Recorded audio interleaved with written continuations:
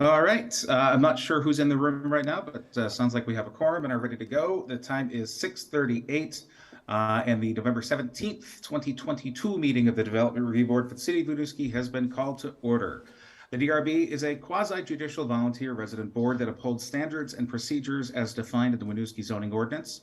We review and make decisions on subdivisions, site plans, conditional uses, variances, and appeals of the zoning administrator's determinations. DRB has authority through the Vermont state statute and ensures due process, protects the rights of applicants and the rights of the public to participate in proposals for land development here within the city of Winooski. Appeals of decisions made by this board are heard by the Vermont Superior Court Environmental Division and the Vermont Supreme Court. My name is Matt Basowitz. I am board chair, and we have Aaron Guyette here online, as well as, I believe, a smattering of board members in attendance tonight. Yes, we have in the room, we have David Weisberger, Jordan Matt, and Elsie Goodrich. Perfect. First up on our agenda, Vermont open meeting law grants an opportunity for public comment at every public meeting. If anybody would like to comment about anything that is not on tonight's agenda, this is your opportunity. So if you're here for something on the agenda, there will be time during that item for you to speak. So this is for just items that are not on the agenda. And Matt, I'm sorry, did you do changes to the agenda? No, I did skip that. I'm sorry. Okay. We'll get to that next. Perfect. Hearing nobody making comments, we will entertain any changes to the agenda. Does anybody propose any changes to the agenda as it stands right now? None in the room. None in the room. Okay. So next up, we need to approve the minutes from our most recent meeting, which was September 15th. September 15th. Okay. Yep. Okay. I thought we met since August. So I did flip through. I saw nothing that I thought needed to be changed, but if anybody on the board does, please speak up now before we decide whether or not to adopt them. Hearing nothing, seeing nothing, I will entertain a motion to approve the minutes.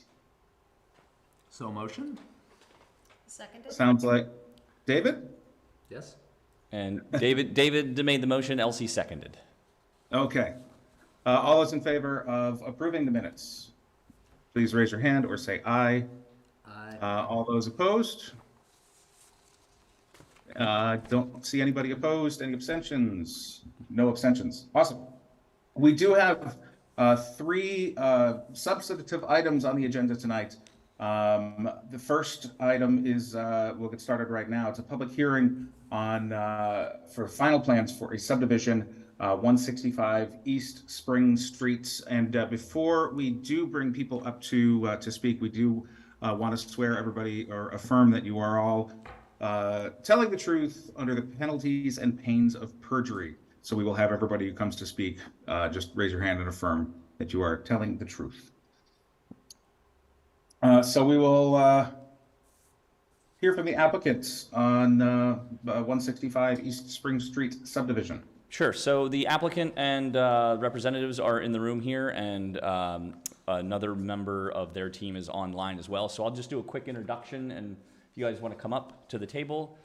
So this is a final subdivision plan that's before you tonight. You've previously reviewed this as a sketch plan back in August of 2021 and as a preliminary plan back in June of this year. So comments were provided to the applicant at both of those meetings, and the applicant has addressed the comments in writing in the application materials that were submitted, and also included some of the changes on the plans themselves. So this is for both the subdivision of one property, creating one new parcel from an existing property, so a total of 2 lots. There's also a request, as we've discussed previously, for a dimensional waiver to the side yard setback to accommodate the existing structure. So language has been added to the plan set that we discussed at our last meeting and was included in the findings and decision on that preliminary plan related to what that waiver is really for and what the intent of that waiver is to providing that relief. in the application, there were designs shown for a potential development on the new lot. And I just want to stress again that this is not a review of that development. This is simply a review of the subdivision itself. Any future development of the property would have to come forward under a separate application. So with that, I will turn it over to the folks in the room to provide any information. And I have the application information on the screen that I can share as well, which I'll do that now. Okay. Awesome. Thank you so much. What are your names? I'm Martin Corsell with Champlain Consulting Engineers. Alan Brunette, I am the owner of the property at 165 East Springs. I believe. And do you both affirm that you are telling the truth? Yes. Thank you so much. So yeah, it's good to see you again. We did yes, speak a few months ago about this, and I'd love to see where you're at. Sure. So the subdivision plat is up on the screen. So you can see that it is, the boundary lines have not changed. The proposal is for the existing house at 165 East Spring Street. It's actually an existing duplex. That will remain on Lot 1, as well as the garage. I'm sorry, Mark, can you get a little closer to the microphone there, just to make sure we're picking you up on both ends? Is that better? Yeah, that's perfect. Okay, great. Thank you. So the existing duplex and garage will remain on Lot 1. That will be accessed via the current access on a private drive, which is known as Norman Court. The new lot, Lot 2, the access for that will be a new driveway off of East Spring Street. And the parking area for the existing duplex is currently on land that will be transferred to Lot 2, so that parking area is going to be moved up by the garage, and then a stairway will access the actual duplex lower down the hill towards East Spring Street. So that's really the general layout. This is served with municipal water, municipal sewer existing. Proposed, again, will be municipal water, municipal sewer. Eric, thank you for changing the screen. So you can see there the parking for Lot 1 up above, and then the new driveway for the proposed duplex on Lot 2. And again, that's really just showing conceptual plan to make sure that we could fit a building, fit parking, fit a driveway. We do have also a conceptual grading plan that makes the site distances for that driveway work.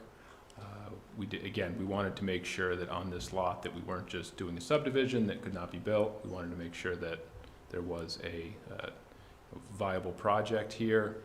Again, that actual project could be different from what you see on the screen, but that would be a separate approval that would be applied for at a later date after this subdivision. If there's any questions, I can answer those. If not, I can go to the conditions or the comments from the last approval and how we've addressed those to kind of provide a little bit more clarity there. The only thing I would just add quickly as well that I did share the final plan with our emergency services and public works departments. I did not hear any comments back. There were comments on the preliminary plan that were shared from DPW in particular, which were included in the application packet, but they didn't have any additional comments based on the final plan. Thank you. So at the preliminary meeting that we had, there were a list of conditions to be addressed.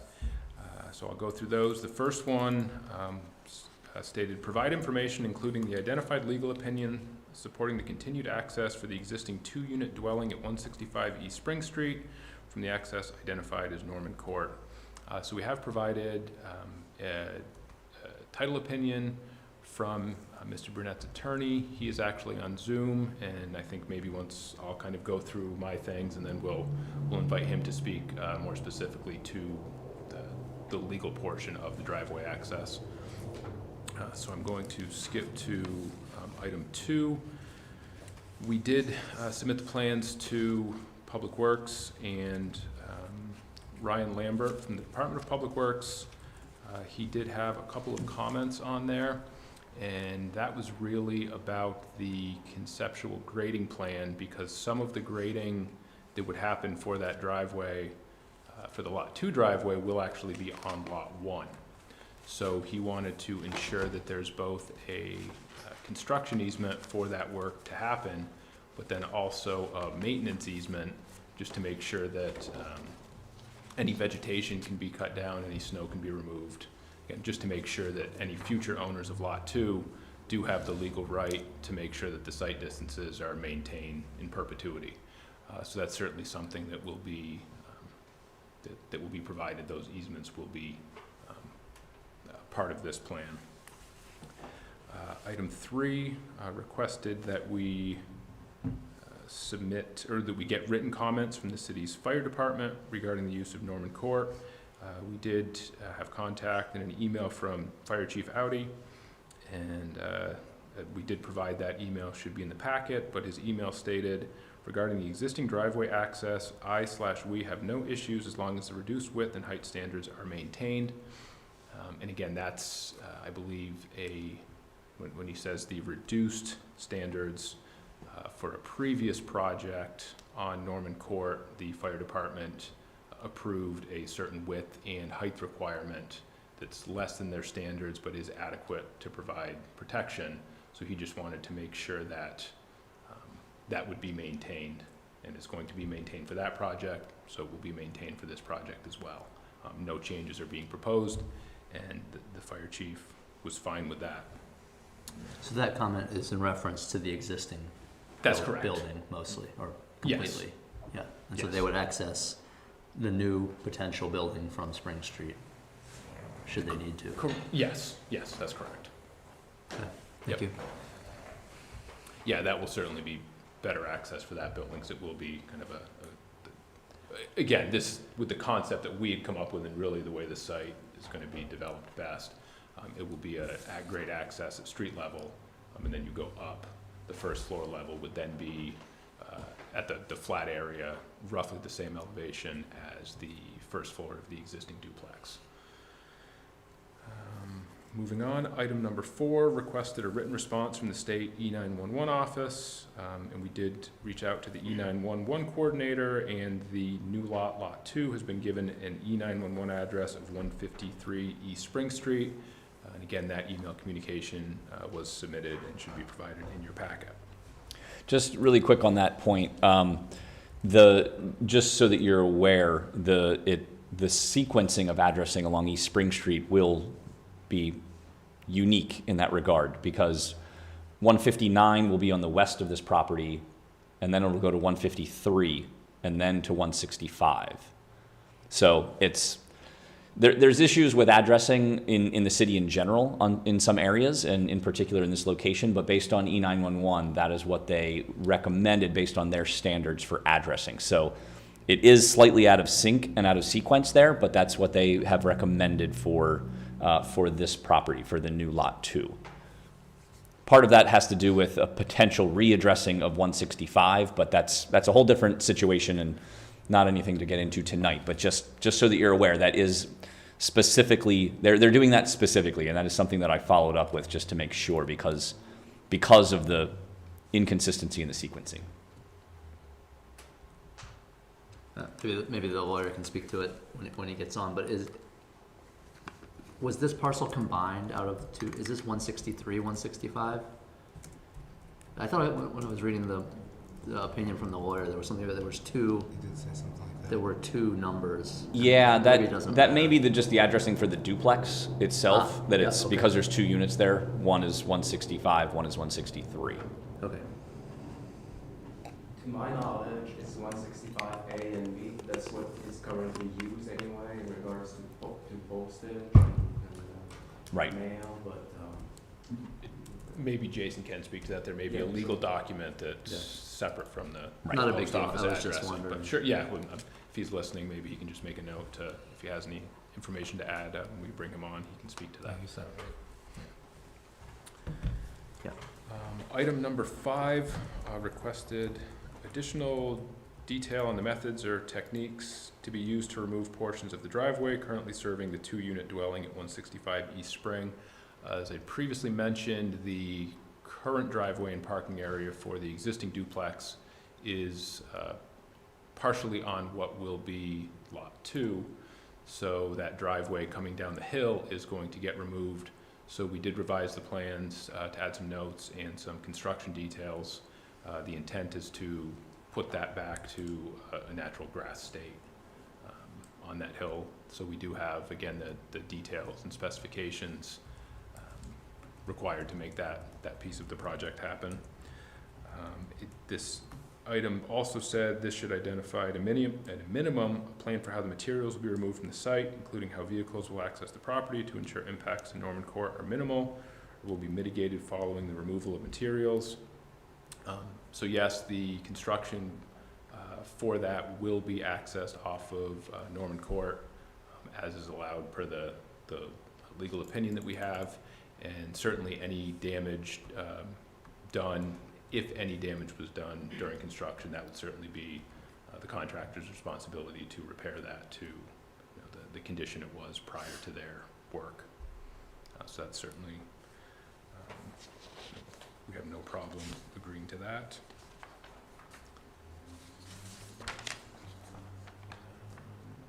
Item number 6, I think I actually maybe kind of combined those two. Item number 6 actually talks about provide additional detail on the methods or techniques to be used for revegetation and stabilization of the existing driveway. So that's what I spoke to first when I mentioned that there were some notes and construction details for how that work would be done.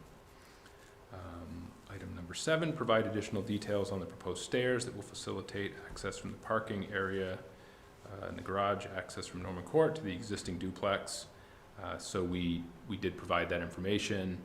We have some spot elevations shown on the plans now to better identify that. And briefly, it would be a set of wooden stairs that's 4 feet wide, or what we're proposing now is a set of wooden stairs 4 feet wide, 45 feet by 9 inches long, with a step height of 5 inches, tread depth of 11.5 inches, and then there would be 3 landings, 1 at the top, 1 in the middle, and 1 at the bottom. So that's the information on how the stairs would fit in there. And again, we have those elevations provided on the plan just to have a little more clarity on that. And then item number 8 was asking for a note to be added to the plan. It says, include a note on the subdivision plan that indicates the proposed waiver for the existing 2-unit dwelling will provide the minimum required relief to bring the structure into compliance with the city's unified land use and development regulations. And this waiver is only to be granted to accommodate the existing structure in its current configuration. Any future changes, alterations, or modifications to the existing structure will require additional review and approval as outlined in the ULUDR based on the proposed changes. And again, at the last meeting, there were just a few comments on that waiver request, just wanting to make sure that by granting a waiver for that setback reduction, it wasn't granting carte blanche to do whatever we wanted over there. It was really just to grant a waiver for that existing encroachment. And it's on the plans now so that anybody looking at those plans understands that any changes are not covered by that waiver. That would be you'd have to come in for separate approval if any additional changes were being requested. So those were the comments from preliminary. I've also read through the final plan review provided by Eric. Generally, everything looked good. We were in agreement with mostly everything. I did just want to comment on, I think I already spoke to most of this that I was going to comment on. Again, we talked to the fire chief, we talked to DPW, we have their emails. The main thing I just wanted to bring up is under 19 legal requirements. Again, as I noted, there will be easements needed for construction of the grading modifications for the site distance, as well as a perpetual easement for maintenance of that. And there's also going to actually, no, I think I wanted to leave the possibility. I don't believe we're going to need a sanitary sewer easement, but the sewer out there's a little iffy as to location. We have cambered the lines. We have it to the best of our ability, but there is a small chance that a sewer easement would need to be granted as well. If that's required, that would certainly be, all done through the proper channels, but I just wanted to mention as proposed, it's not needed. But again, the sewer was a kind of a mystery out there, so we have a fairly good idea as to where it is, but just wanted to bring up that possibility that easement could be needed,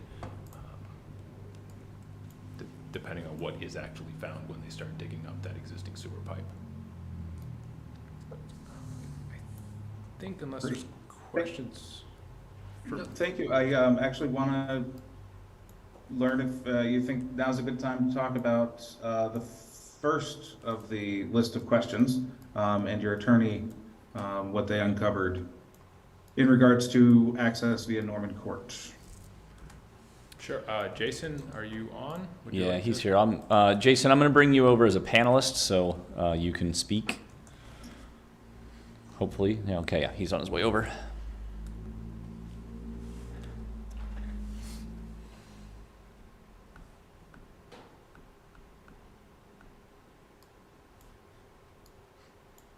Hello, everyone.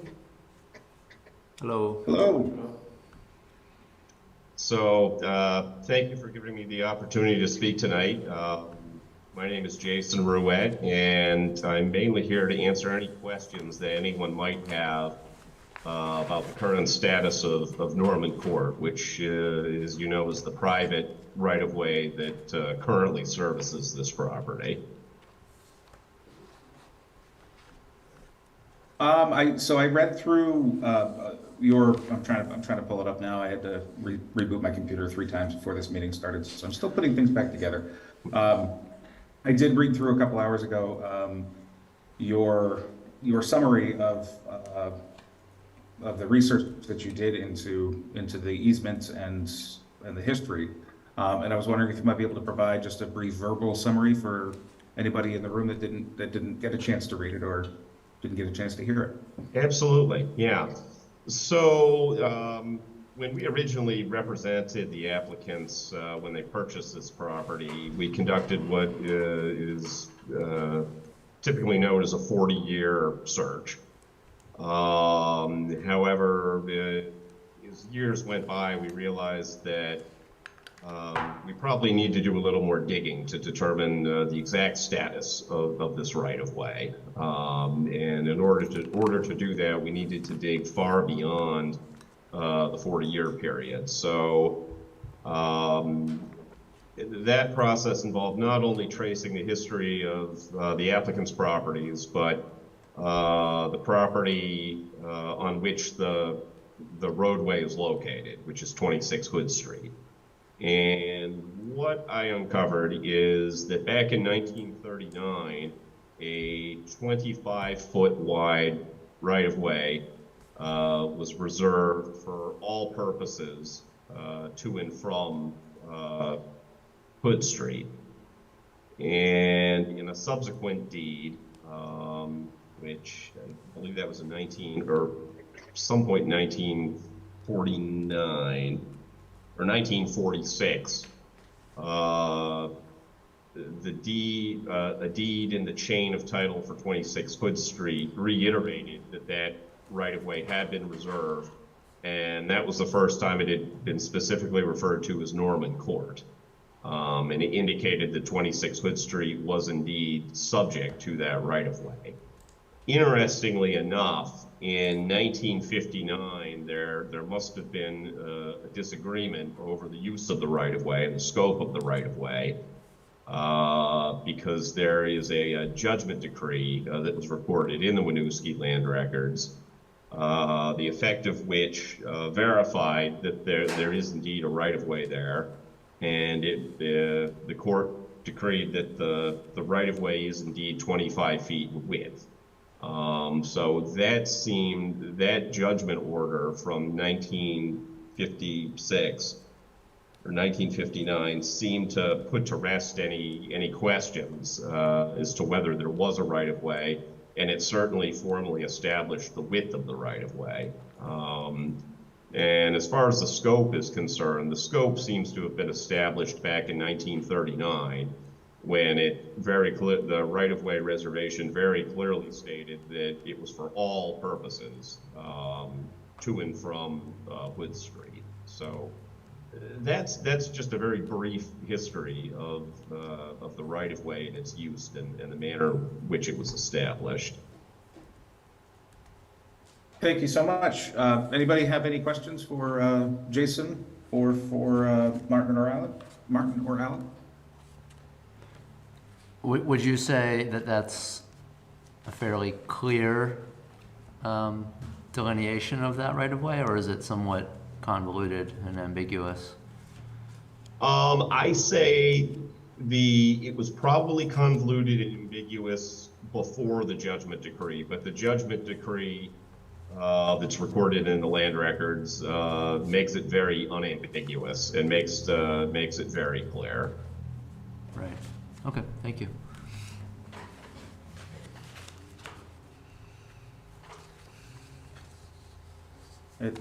Hearing nothing, seeing nothing. Yeah, I thank you so much. It certainly appears to be solving a mystery that's been talked about for quite a few years on different projects here in this little area.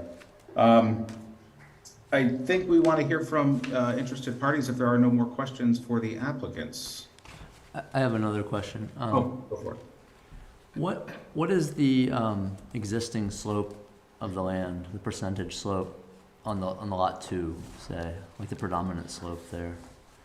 So, lot 2, there's kind of 2 slopes and a flatter area.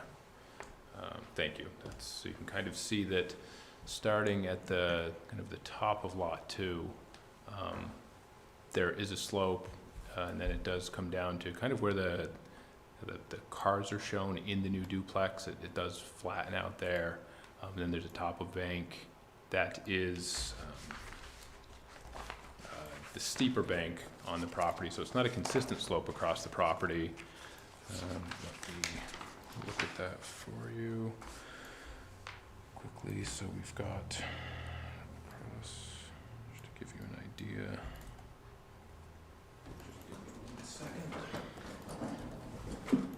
So I guess, Eric, while he's figuring that out, my question has to do with, in the future, should this be subdivided, who would be looking at or enforcing the regulations about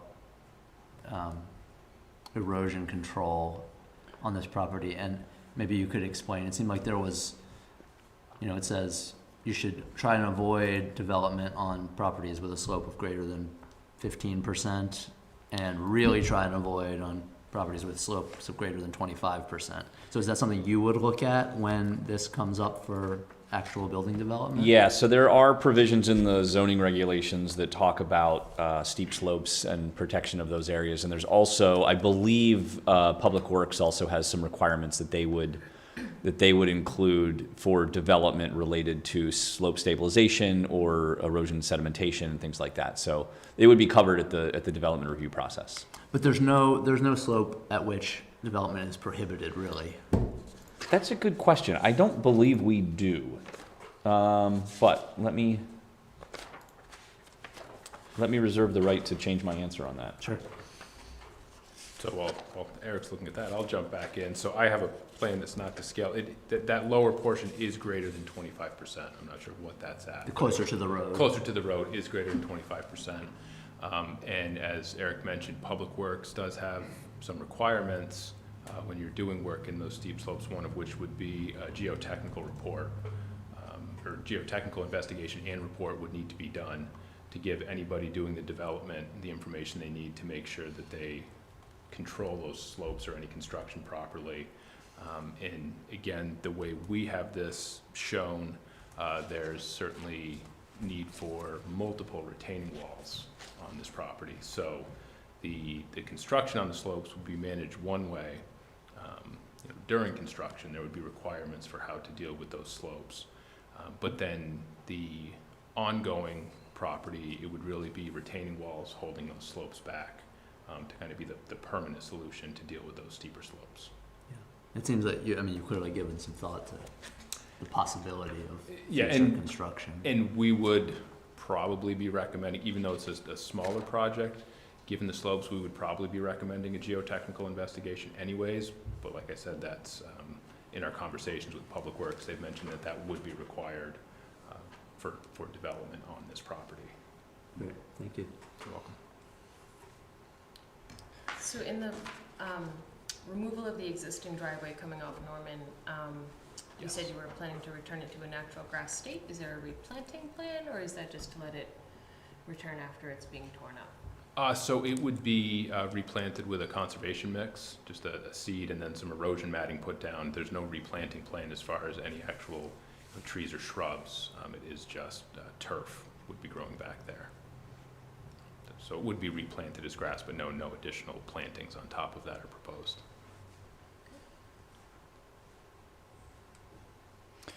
So David, really quickly looking, we don't outright prohibit, but there is some language that talks about that the DRB can condition protection of certain areas, or that it should be avoided. Development on slopes exceeding 25% should be avoided when possible. But we it don't- would, it would be likely that this would not come before us, right? Just to be developed as shown. Correct, unless there was some relief that was Right. that was needed for it. Yeah, that's correct. Thanks, Eric.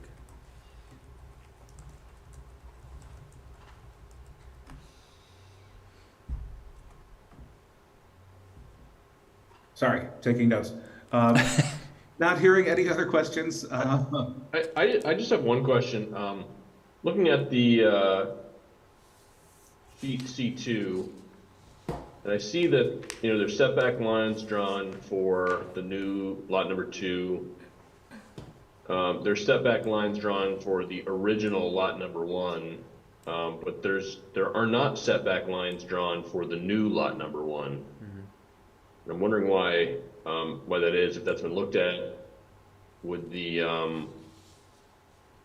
the new, there's no setbacks line shown for the new property line, basically. Yeah, that's a good question, because I do know that we had looked at that.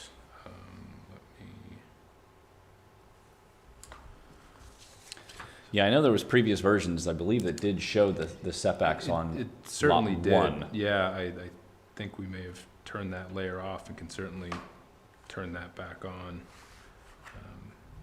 and resubmit. But again, scaling off of here, it does appear that we do have the 10 feet required, and that's part of how that jog in the property line between the new lot 1 and lot 2 was to make sure that we had that 10-foot setback, but we can certainly confirm that and add that setback back on the plans. I'm not sure quite why that layer was, or that the line was erased or the layer was turned off, but we can certainly put that back on a plan to make sure that's shown clearly.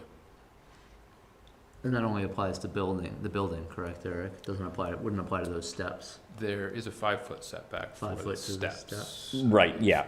Yeah, I believe we would look at that as like an accessory structure, and that would be a 5-foot setback. And then I guess I'm wondering about the easement and what lot 2 is afforded with that easement on lot 1. Sure, so that would be, the first thing, they would be allowed to regrade as needed to provide the adequate site distance. Again, we had a conceptual grading plan that showed one version of what might be needed, but we kind of show there is an easement area highlighted that you can see on this plan. It's the same thickness as the property line. It kind of cuts, unfortunately, I won't be able to show you. Yeah, thank you. That's exactly where it is. So any grading that would be needed would be in there. So that would be, again, during construction to make sure that that can happen. And then the ongoing easement would be language that would allow that area to be maintained to allow adequate site distances. So that could be mowing, weed whacking, snow plowing, well, not plowing on that slope, but shoveling, snow removal. So anything needed to ensure that the site distance remains adequate.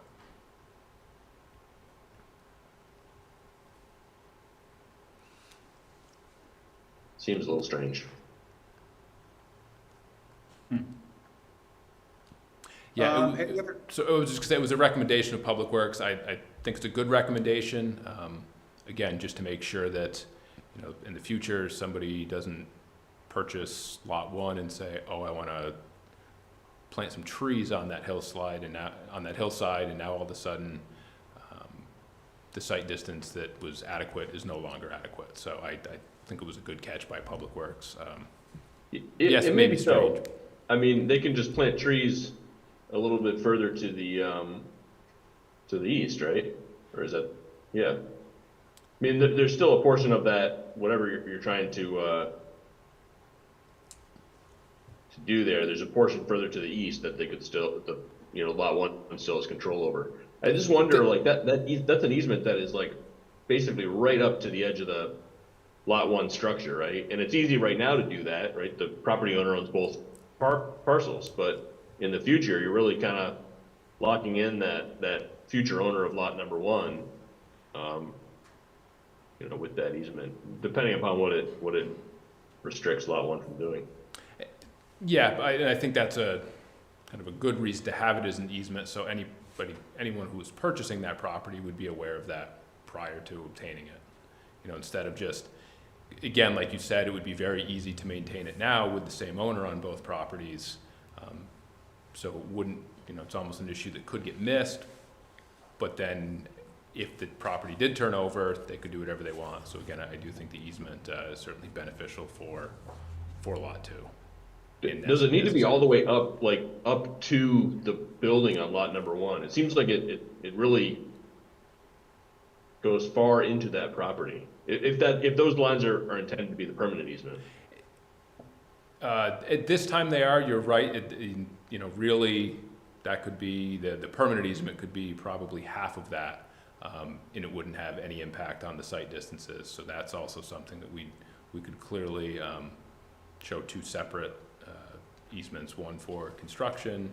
We'd want to leave ourselves enough of a buffer on that, but the permanent easement can certainly be reduced without any impact on the site distances in the future. All right. Okay, any other questions for the applicants?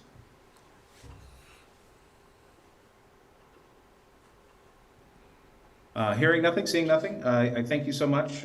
We will invite interested parties to come up and testify before this board. So I don't believe, Ms. Ransom, you're not here to speak about this, correct? Not this one. Okay. So there's no one in the room, and Greg, I'm guessing you're not here you don't want to say anything. There's no one in the room to speak about it, but we do have Matt Parisi on the Zoom. So Matt, you can go ahead and unmute yourself if you'd like. Hi there. Hey Matt, how are you?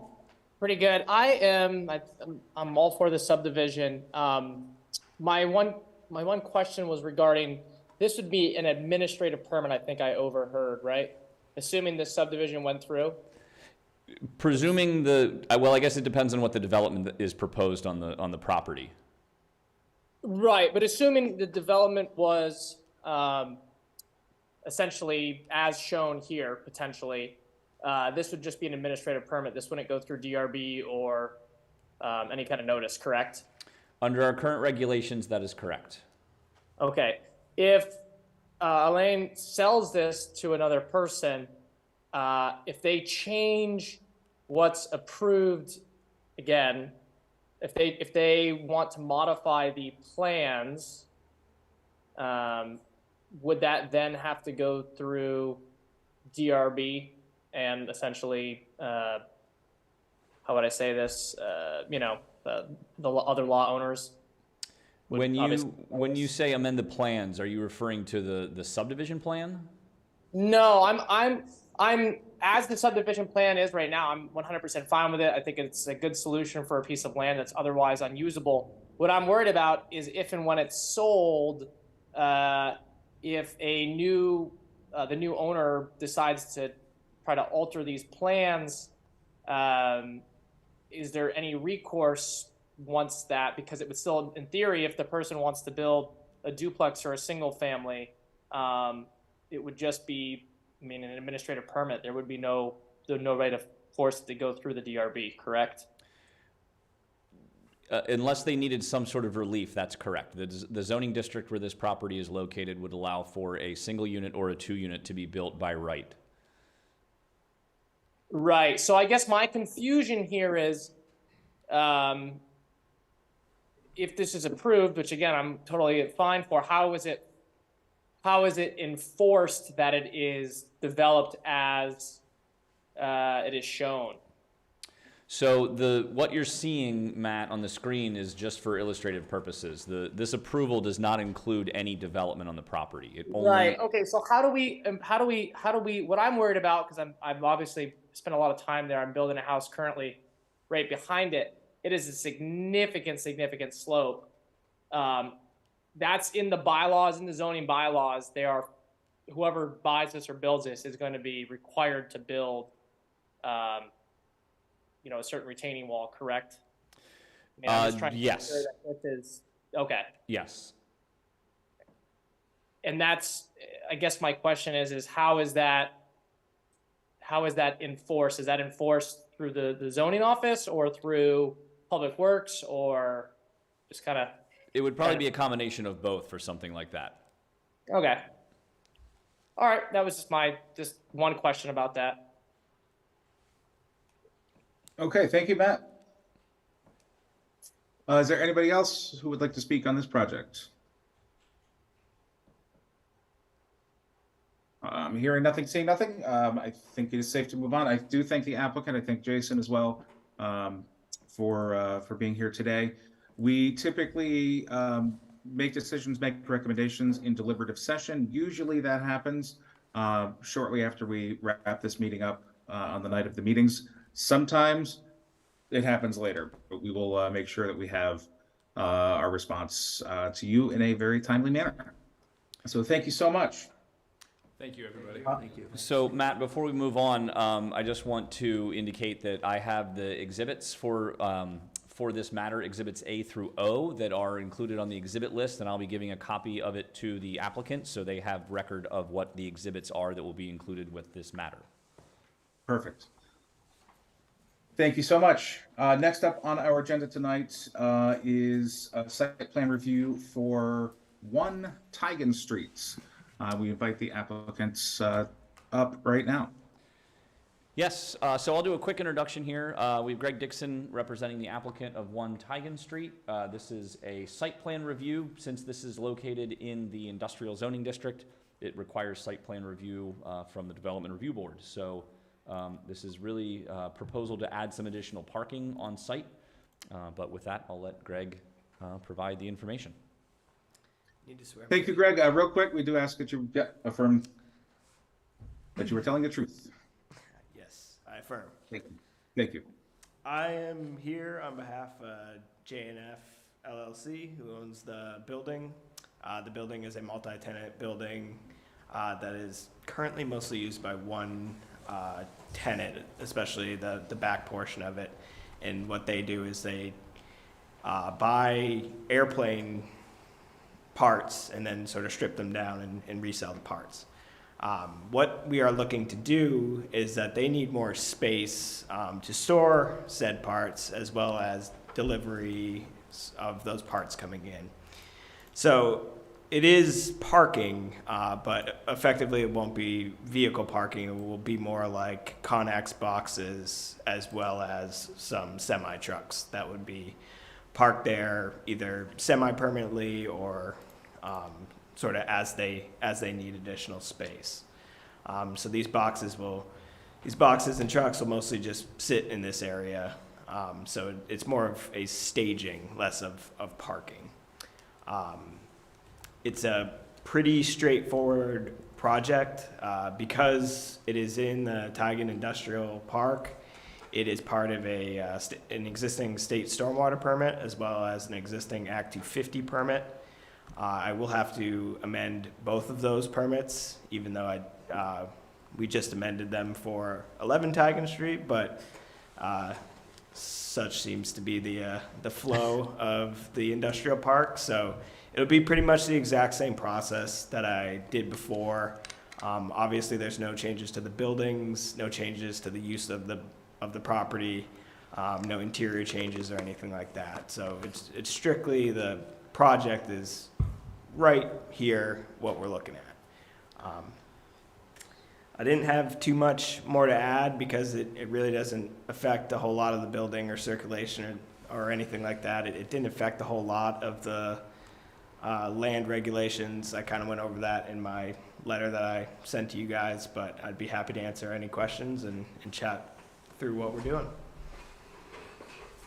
All right, thank you, Greg.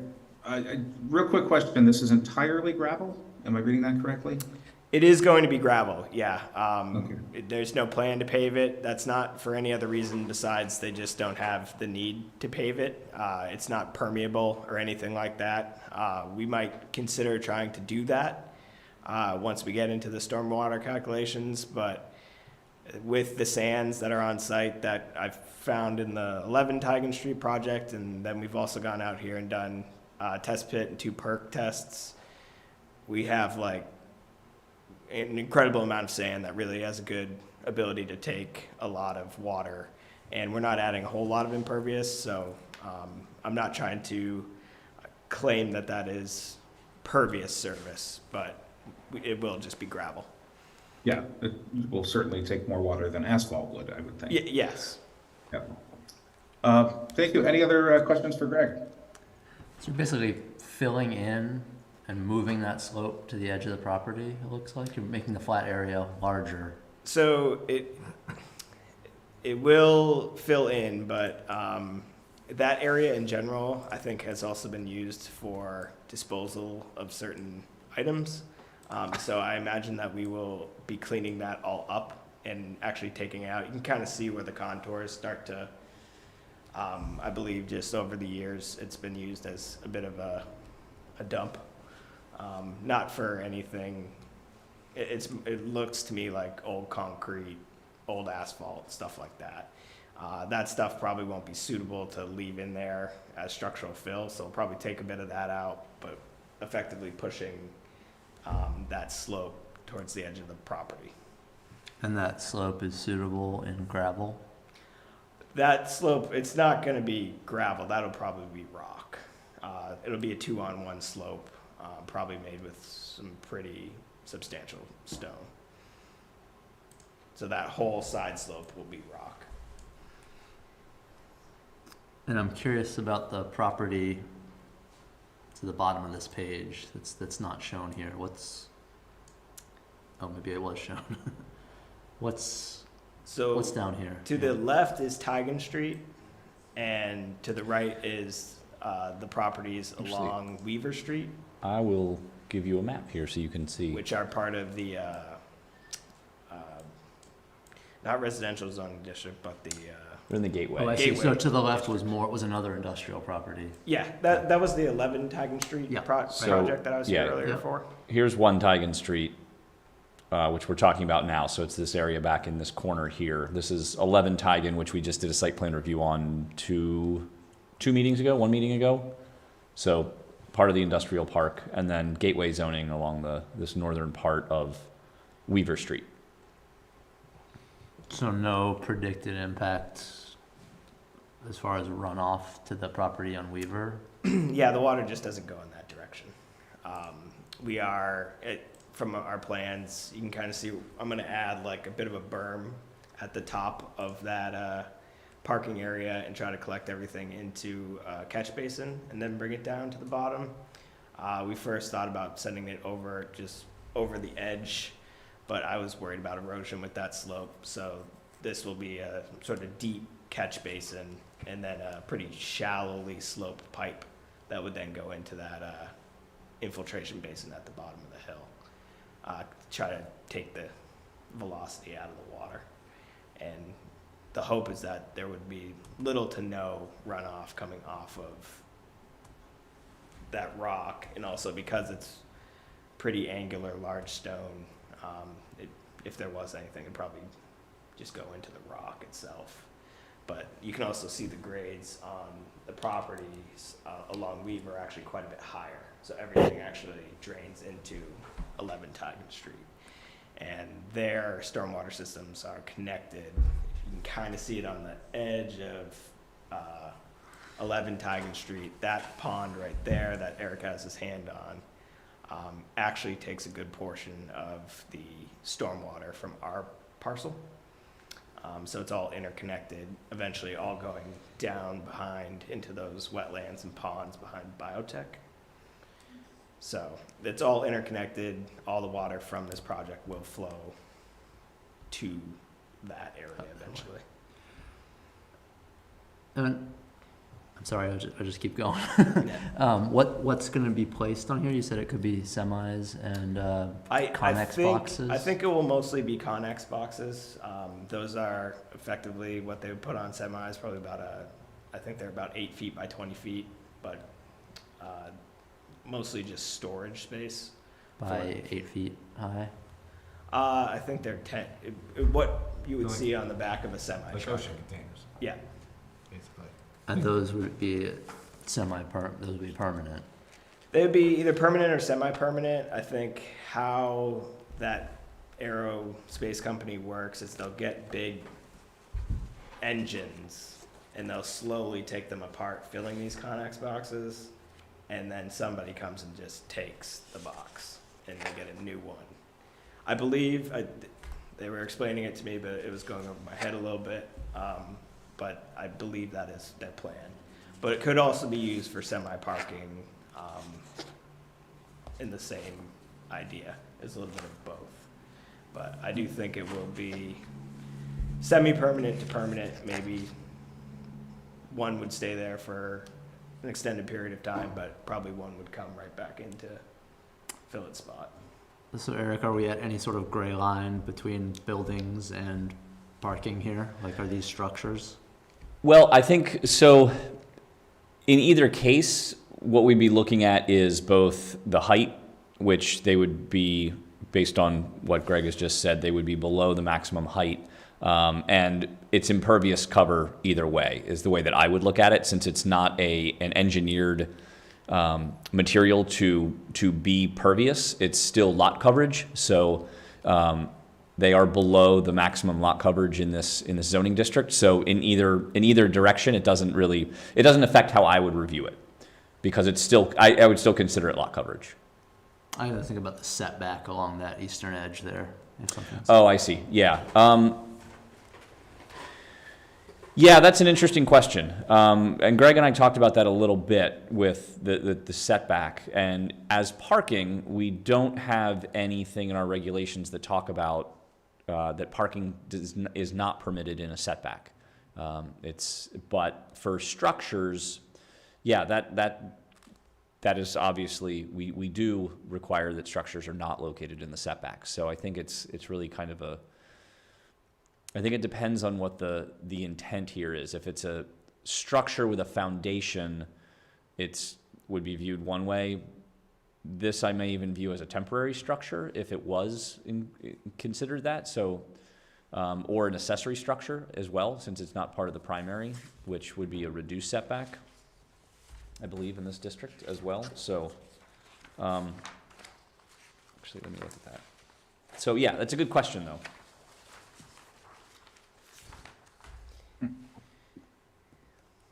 Actually, in our regulations, we don't say anything about setbacks for accessory structures in the industrial district. It doesn't have anything identified, so as far as a minimum distance.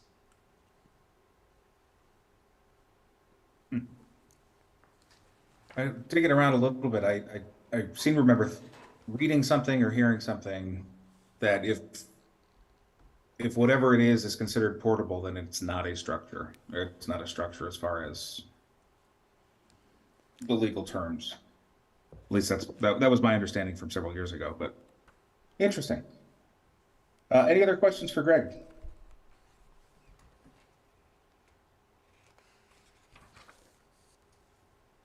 Hearing none, seeing nobody raising their hands, I will invite any other interested parties to come up. We have nobody online currently anymore, and the only other person in the room is, I believe, here for the next item, correct? Okay. Well, Craig, you know the drill. We'll probably meet later tonight, and we'll go into the deliberative session to discuss, make any recommendations, that kind of thing. And we will get back to you very quickly. Thank you so much. I appreciate it. Yeah, perfect. Thank you. And actually, Thanks. Greg will be staying for the next item as well, as he is the engineer for that project. I almost Okay. had 3. I was very close to having 3. The hat trick. Oh, sorry, before we leave 1 Tigan Street, I have the exhibit list for the exhibits, Exhibit A through J, that will be included as part of this record, and I will be providing that to the applicant so he can see what those exhibits are. Okay. Perfect. Next up on our agenda is a planned unit development at 205 West Allen Street. And Greg, you are still affirming that you are telling the truth. So let me jump in here quick if I may. So this is not on for a public hearing tonight. This is just for a sketch plan review. This is being proposed as a planned unit development, which requires it come forward first as a sketch plan. So this is not a formal hearing. Anything that comes out of this, we will provide comments to the applicant on the sketch plan that are non-binding.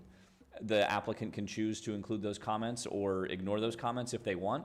However, what the next step would be a preliminary plan or a preliminary final plan. That's one of the items we would discuss as part of the sketch plan review. When they do come forward, if they do come forward with a future preliminary or preliminary final plan, that will require a formal public hearing with notification to the adjacent property owners via certified mail, posting of the property, everything else we do. For a sketch plan, we notify the adjacent property owners, but it's not via certified mail. So this is, as I mentioned, a sketch plan review for a planned unit development to be located on West Allen Street. So with that, Greg, I will let you take it away. And I still swear to tell the truth. I am here on behalf of 802 Developments, LLC.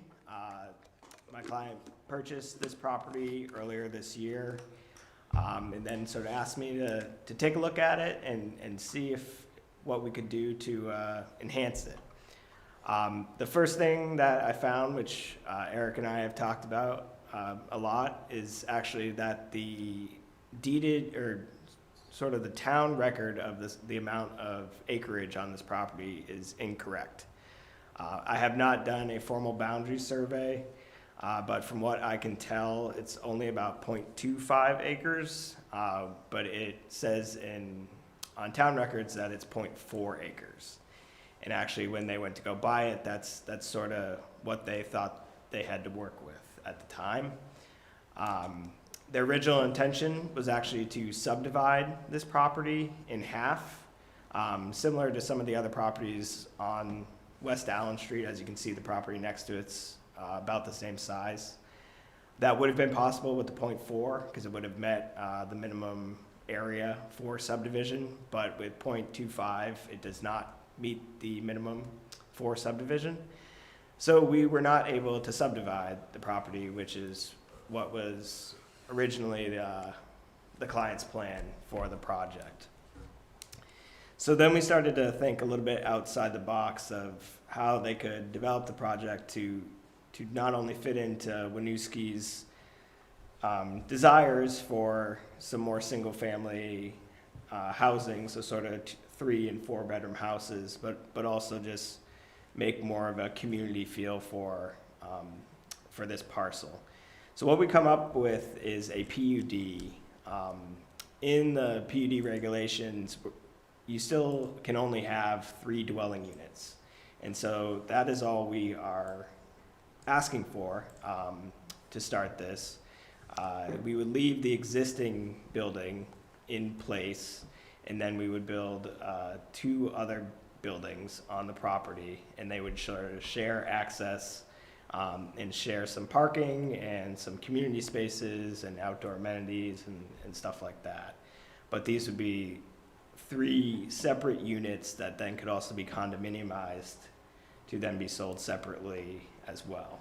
Obviously, that would be a condo plan. They would have an HOA very similar to other condos. They would have, that HOA would sort of take care of a lot of the combined and community spaces and stuff like that. But this is sort of what we're asking to see how the city would think about a project like this. Because it is a PUD, we have to abide by the most stringent setback. In this district, that is a 15-foot front yard setback. And so we just use 15 feet for all front, side, and rear. And we feel that this, we had some other ideas that Eric and I looked at, having multiple curb cuts that wasn't really going to work, and then multiple iterations sort of through everything. But this is sort of a idea that we kept coming back to. So this would, yeah, I think I probably talked in circles enough, but I think you can get the gist of what we're trying to do, and be happy to answer questions, and would love the opportunity to chat through it and see what next steps could come out of it. So two other things to point out with this. One, as you can see, the existing curb cut is being shifted, so that is permitted. They are allowed to have 1 curb cut per property. In this case, they're moving it from the east side of the existing house, where it services a garage as well in the back. The garage is being removed, and they're relocating that curb cut to more, I'd say, more centrally on the property. The other item along with this is this existing dwelling is within the front setback. I believe it's in the front setback even under existing conditions as well. So it's a pre-existing non-conforming structure based on the setback. So we'd be looking for a waiver to the front yard setback for that existing structure. The proposed new structures are within the 15-foot setbacks, which are required around the entire perimeter of the property. One other item to point out is the existing dwelling at 205 West Allen is listed on the state and I think the National Register of Historic Places. So there is some historic significance to this dwelling, so preserving it is, seen as a good thing in this case. Yeah, I was just Google mapping it. It's a beautiful old house. Yeah, I believe it was built in 1886. Oh, wow. Yeah, I think it was part of an original. There's actually a little historic district in this area. There's about 10 or 12 properties that are included in it because it's an old worker house, mill village type of area. All the houses are basically the same base house, and then they've been added onto over the years. But if you look at them, you can see a very distinct architectural pattern of the houses in this area. But this one's not included. This one is included, yes. Included. Oh. I'm not sure if it's included in that district, but it is listed on the register, state register for sure. Can Cool. we see your town information system again with the... Oh, yeah, sure, sorry. Are the other houses on the street that close to the... I believe they are. I think it's all generally a This is similar... sort of like a policy question for not for now, but I mean... As a former resident of West Allen Street, my house was very close to my neighbor. It seems Yeah. to me we're not like improving anything by requiring that setback, and it might even make things weird, to have Yeah, that so- one house back. Like I almost would ask for a waiver to put it, that's just me, to put it up front. I mean, So this is the property, so you can see there's multiple properties along at least the north side that are right up close to the road, and then several on the south side as well. yeah. Maybe mess with the parking, turning into that garage though, if you move it forward. Yeah, Building on the left, that is helping us out right now. like, cause it's offset behind it. Unless you reconfigure it, I guess, the parking. Mm-hmm. How many bedrooms are you estimating for the new structures? Again, this is very preliminary. Our hope is minimum 3. That's sort of one of the positive aspects that we're hoping to bring to the board, is that these will all be 3 to 4 bedrooms. We're hoping for 4. I did a really quick sort of sketch up plan for the team on square footage that could possibly be yielded with the 2 new houses. And I thought I could maybe get about 2,000 to 2,200 square feet of living space, which would be a pretty substantial single-family home. Mhm. So Eric, can you just summarize the PUD, like how this is allowed? Yeah, so with a planned unit development, what we do is we look at the total area of the property and determine how many individual lots based on our minimum square footage you can create out of that square footage. We don't take into account setbacks with that or other infrastructure. It's purely based on the square footage of the existing property and how many lots. In this case, the minimum lot size is 7,500 square feet. So you take the number of lots that you can create off that property, and then you take the total number of units that are allowed on each lot in that district. So this is in the residential C zoning district, which allows up to three units per lot. So that's how you get your maximum allowable density for the property. Now, that has to be balanced with the lot coverage. So we still enforce the maximum lot coverage. So in this case, while I don't know the calculations off the top of my head, but say they were allowed to do 8 dwellings on this property. They may not be able to get all 8 because the maximum lot coverage is still 50%. So they have to work within the maximum lot coverage as well as the overall configuration of the property. So as a planned unit development, they can develop any of the types of dwellings that are permitted in that district. So we do allow for single unit dwellings in the residential C. So by going through this process, it does require, we consider it a major subdivision. So it's requires review and approval by you all as the development review board. So this could be 3 triplexes? So we only allow for single and 2 unit currently in the residential C. We do have a provision for priority housing that does allow for multi-unit developments in the residential zoning districts, but it requires, I believe it requires both three bedrooms per unit, and the units have to be affordable. I just thought I heard you say 3 units per lot in this. Well, 3 units per lot, but they can only be configured as single unit or 2 unit buildings. So you can do 3 total units per lot in the residential C. Got it. But we can only have 3 dwelling units. So we can only have 3 dwelling units, so these can never be turned into multi-unit houses. Because I think still in the PUD regulations, it says you're only allowed to have the maximum amount of dwelling units that's allowable in that zone. That's correct. There's only 3 in this zone. So instead of having another idea that we had was having a duplex, tearing down the building, putting in a pretty substantial duplex, and then having a cottage, which would be allowed in this zone, which would yield 3 dwelling units still. Greg, what did you say the lot size was? The 0.2526. Yeah. So these buildings will always have to remain single-family homes, 1 dwelling unit each, unless city regulations change in the future. Yeah, so based on the lot size, they can only get 1 lot, 1 full building lot at 7,500 square feet. There's about 10,000, a little over 10,000, almost 11,000 square feet. So they still only have 1 building lot. So they can do a maximum of 3 units configured as single units or 2 units. Because they're proposing to do it in this configuration through the planned unit development, they can do them as 3 individual single unit dwellings that can then be sold individually through condominiumize of the property. I thought I understood, but why could this not happen without the planned unit development in this configuration? Because you can't have 3 primary buildings. Okay. And what we're asking, basically how we're asking for 3 primary buildings is by doing a PUD and having a condo plan. Got it.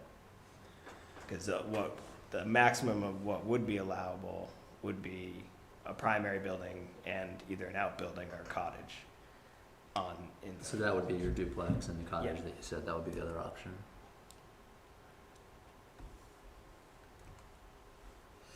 So that still is an option, but the project team, and I think it aligns with what Winooski wants, which is more single-family homes. This is why we're looking to do something a little bit more outside the box. And I thought the PUD was a good avenue to ask that question.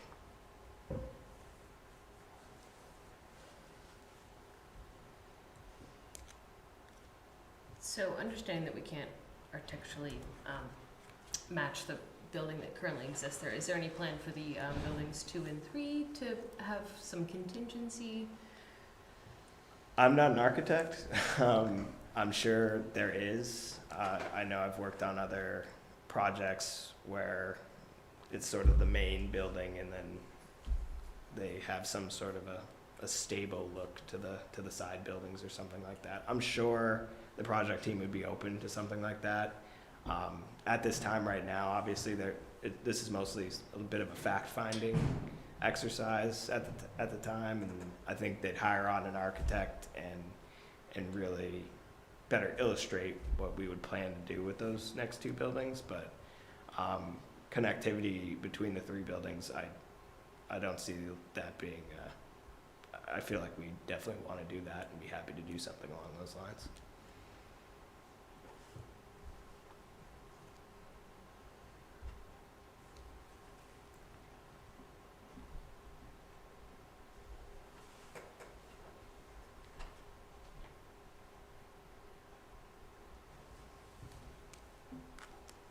The silence is palpable.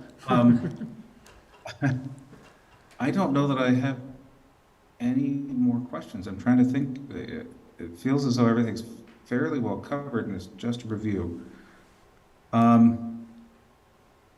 If nobody else has anything, I think we can move on and discuss in deliberative session.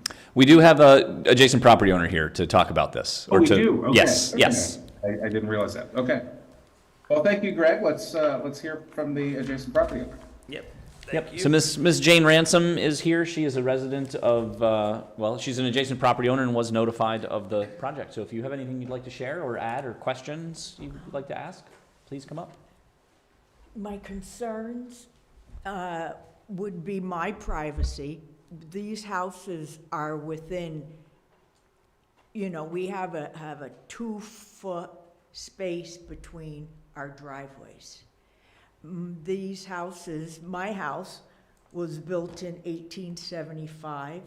My family has been in the house since 1925, so that's like 97 years. These houses aren't very strong. I don't know how that construction, if there's going to be any blasting or.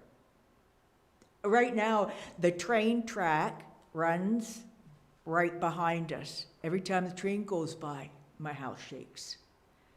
So I think it's great that you're thinking about moving the driveway to the other side. But I have to have a little bit of privacy. A fence or some barrier if there's going to be 3 houses next door to me. I think that's only fair. Put up a privacy something. And the fence that's there now is a wood fence it's half rotting. Not mine. It's next door. Between the railroad tracks and I don't know, is there a law how close to the railroad tracks the fence can be, or do they? It would be based on the property boundary itself. So a fence can be located up to a property boundary, just not on the property boundary. So depending on where that property boundary actually exists, is they could be right up to it. I'd be curious too, for where my property line is, because I think that it starts at their garage. But I guess we'll find out. Could we see the plan again, Eric? Sure. Sorry.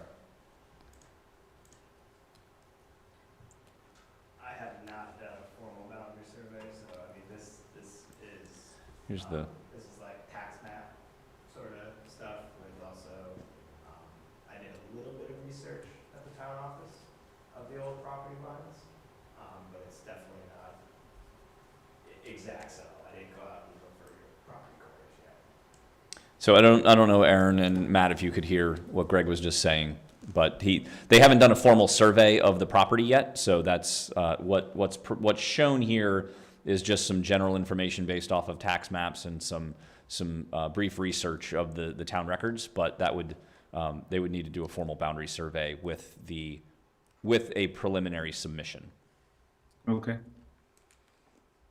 And as far as the construction trucks, it'd be almost impossible, it's so small in that area to use the existing driveway to get around that way.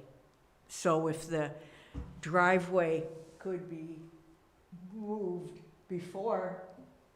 during construction, so it wouldn't have to be right at my door. So that's really, I really want to find out what was gonna go on next door. I mean, But you're- Elaine has been there for 50 years. We've been neighbors. So it's new for the neighborhood. You know, there's a lot of history there. So that's all. Yeah, but with some, it sounds as though with some cooperation, you're okay with the development though, correct? Absolutely. Okay. We need more property taxes in Winooski. That's what I say, you know, if we can get single family or two family, you know, duplexes, twice as much tax revenue. That's great. I didn't catch your name. I'm so sorry. That's all right. Jane Ransom. It was under the name Morewood till 1998. Okay. And you're at is it 197? 97. 197, okay. It seems to me that if this is approached correctly, it could actually benefit you, because the garage will be taken off that side, the driveway would be moved to the middle, and it's you know, this is just a preliminary suggestion, but it could be done so that the entry to that back unit is off the center, rather, it looks like it's shown off the side now. I don't know if that's Exactly. intended to be the main entry, or is it just speculative? Our current driveway would turn to grass. Right, but I mean, the entry to that upper house, where would that be, the main door to that? They'd likely probably access 95% of the time through the garage. Right. But that is kind of like a raised deck or entry. Again, we haven't really, we'd be happy to have more conversations once we fully developed it. Again, it's more of a fact-finding exercise to see if this is something that would hold the ability to be looked at by the city. I say yes. I mean, I think it's great, except for the driveway privacy part. So I think it would benefit me if they moved the driveway, because right now we can see into each other's houses, which is fine. I mean, as long as the same people or normal people are, you know, looking. And if the driveway moves, then they wouldn't be using that side of the house to try to make it shorter for them. They'd go around. We do intend to have a fence. It's on the property line, pretty much. A new fence along the property line. A new fence completely surround, including the property between you and this property. That'd be great. Yeah, that's, Okay. Sounds good. I'm glad it's not a huge apartment complex going to be built in like on Mallett's Bay Avenue. So it's good. Thank you. Very good. Thank you, Jane. Thank you. Is there anybody else, any other interested parties here? There are not. Okay. Well, thank you, Jane and Greg. We will talk it over in deliberative session probably in just a little bit.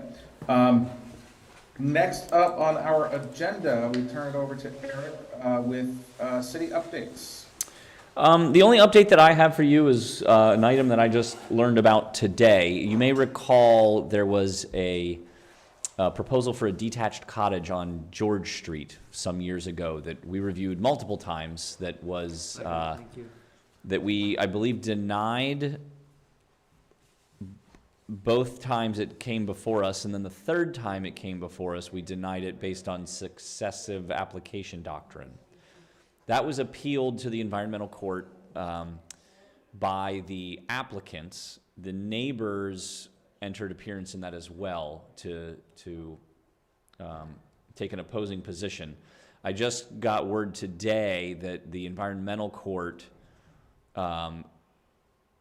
is granting the appeal. So basically the environmental court agreed with the applicants that that project was consistent with our regulations and would meet the standards for conditional use approval. So I'm just waiting to get the official word from the court and the updated, I believe there was an updated plan that went along with it. So that will be potentially going forward. So that won't come back to you at all. You won't see that again.